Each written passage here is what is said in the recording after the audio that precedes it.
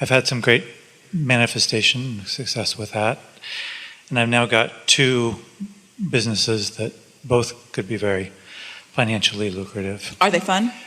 One more than another, and that's what I'm trying to figure out. More will come from the fun one. Yeah, that's what I'm feeling. In other words, you don't need to give up one for the other, but if one isn't fun, it's messing with the other. Yeah. The one that's more fun is one that pretty much came to me and others are involved, and it kind of hits all the buttons of things that I'm interested in and excited about. And the other one is something that I've tried a few times and have had challenges with. So you've got resistance in it, which is keeping it from being fun. Yeah. So make it fun or let it go. It's good advice. Yeah. Have fun with it or let it go. Have fun with him or let him go. Mm-hmm. Have fun with her or let her go. Have fun with it or let it go. Yeah. Meaning person, place, thing, idea, whatever it is. Have fun with it or let it go. As long as you're having fun with it, then the momentum is positive and it will get better and better. If you're not having a good time with it, then it's evoking effort from you, and then the effort just makes you tired and keeps you from having fun. Yeah. I'm feeling too, that maybe some of my conflicting thoughts around it are around my coming into alignment with financial abundance in general. And that, but yeah, that's part of it. I keep questioning, is that the right vehicle? Do I need to change it in some way? Well, find the vehicle and make it right. Mm-hmm. You're not in a unfun way looking around for the right vehicle, and when you find it you feel fun. You get fun, find a vehicle, and your fun makes it right. Mm-hmm. Yeah.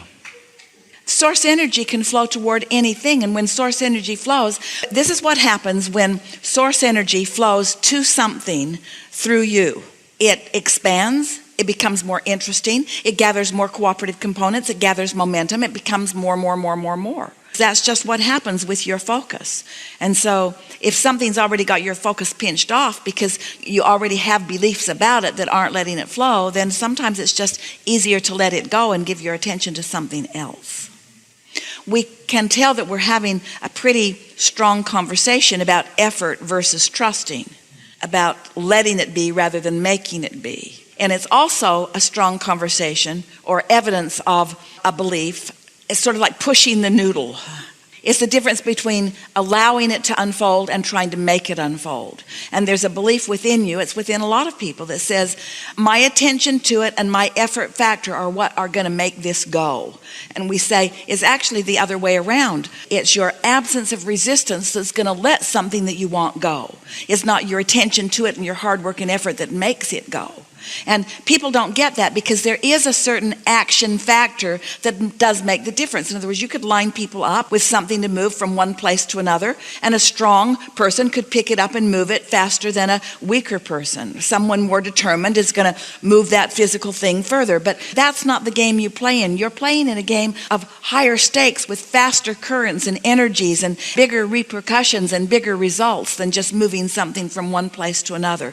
So don't let yourself be confused about what a little bit of mediocre action can accomplish in relationship with what true alignment to the energy that creates worlds can accomplish. And sometimes people sacrifice their alignment and all of that power for just using their brute strength or willingness to dig in with their minds to accomplish something. Did you hear that? And you know how you can tell the difference? By how it feels. If it feels hard, it isn't working. If it feels hard, you're working. It isn't working. Allowing the universe to provide is really what you're wanting to have at the basis of all of this. You're thinking things into being. You're not doing things into being. You're finding a vibration that then allows a thought.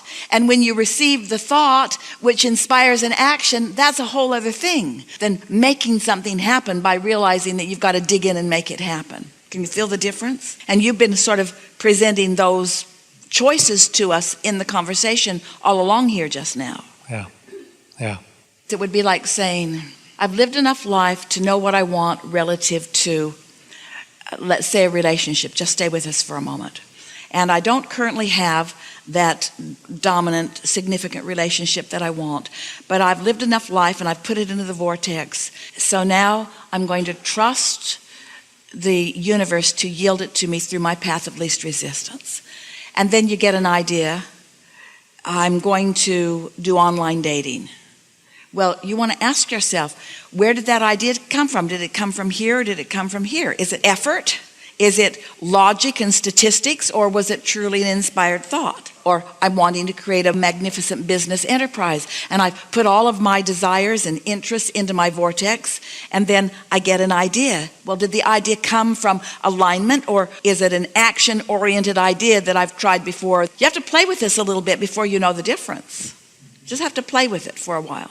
And soon you'll be able to tell the difference about where the impulse is coming from the receiving mode of my connection with Source, or from the receiving mode of me just being tired of not having what I want. You're always in some receiving mode because your tuner is always on. You just want to be aware of what you've got it tuned to. And you can tell that in a pretty accurate way by just assessing what's my general mood been today. If I've been just sort of awkward in my being and ornery and disappointed about life and discouraged and halfway depressed, it's a pretty good sign that every idea you got came from here, not here. What's my mood? And if that's been your mood, then when you go to bed tonight, say, I'm going to leave these thoughts and these moods somewhere else, because while I sleep, the momentum of all of that will subside. And when I awaken, I'm going to be in a new place. And then when you wake up, acknowledge that you're in a new place. And if you can find time to meditate for 15 minutes, and we know you can, quiet your mind and reset yourself, and then notice how this day plays out. We've been talking about meditation with you all a lot today, and we know that these are only words to you until you've actually quieted your mind and gotten to that place where you are actually feeling detached from your body, and where you can actually feel yourself feeling different than you have felt in terms of consciousness, and where you're detached enough that you really can't tell your toe from your nose. In other words, you can feel that you're in that different space, and then an idea occurs to you and feels good when it occurs, and then produces really good experience as you follow through with it. Until you've actually had that experience, then you don't know what we're talking about here. You haven't personally and consciously accessed the energy that creates worlds for your personal creation. And so Esther's been noticing there are a couple of people in her life that she really likes a lot and thinks a lot about, and they are often presenting to her a conundrum that they can't quite work through. And she's been wanting so much for them to discover the magic and the clarity and the power of meditation, but they just don't quite go there. They just don't quite go there. Someone gave her a really good analogy the other day. It's like getting in your car to go somewhere and refusing to bring your keys. So you almost got it all right. You went to the garage, you got in the vehicle, you opened the garage door, but you refused to bring your keys. Something more? Part of what I'm dealing with is, and the one that the business that's fun is also in line with some of the cause-oriented work that I've done. And I'm kind of at a point in my life where I've been doing a lot of nonprofit work, advocacy around causes that I'm passionate about. And now I'm moving into something that includes more financial abundance. And I don't want to totally give up the cause and bringing about something I'm feeling good about bringing to the world. And so the fun one, checks all those boxes as well. The other one checks some of them. It's definitely bringing some good, but it's not anything momentous. So what you're saying to us is, I have a lot of thoughts about this one, and I'm not willing to give up all of these thoughts that I've had about this one, but I want it to respond differently to me, even though I'm pretty much thinking the same thoughts that I've always thought about it. So I'd like it to be different than it has been being, even though I want to think about it in the same way that I've been thinking about it. Yeah. And you just can't get there from there. But there is something that we want to give to you that we think might free you from this sort of mismatch of thoughts. Often, because you are born from this pure positive energy, knowing your value and wanting to get in, mix it up, and uplift. When you come into your physical bodies, you are such collective consciousness coming in that you have, hear this, it will help you so much. You have a very personal relationship with so many other humans because you are this collective energy coming into so many bodies. Does that make sense to you? And because you are this collective energy coming into so many bodies, you then, in a sense, have a stake about how they do. You care about how they do. You've all come together and you've all come to play together and you all want joyous co-creation together. And that translates into our message to you when we say you are an uplifter to the very core of your being, which means you care about getting yourself into a place where you can be of value to others. And they feel the same way about you too.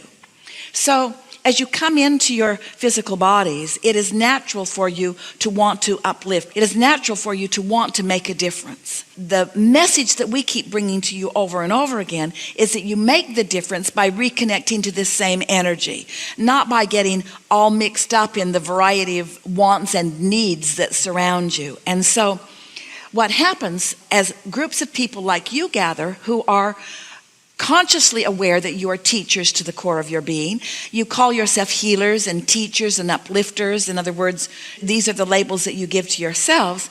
You come, you don't mean to, it's just sort of a natural byproduct of this mindset that you gather up. You come into an attitude of service. You want to be of service to others. And we want you to understand why there are cross currents in that attitude of service. Because I've come to serve others, what's the basis of it is, I'm going to find my connection and I'm going to do for you what you haven't figured out how to do for yourself. Which sort of flies in the face of your actual intent to come together and be uplifters. Can you feel the cross current in that?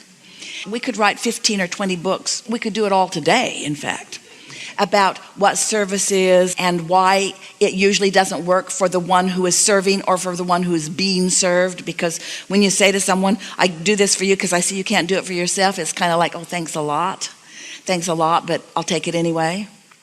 You know how we were just talking about how the birds will come as non-physical messengers. And often after someone that you love makes their departure or reemerges into non-physical and you feel that they are gone to you.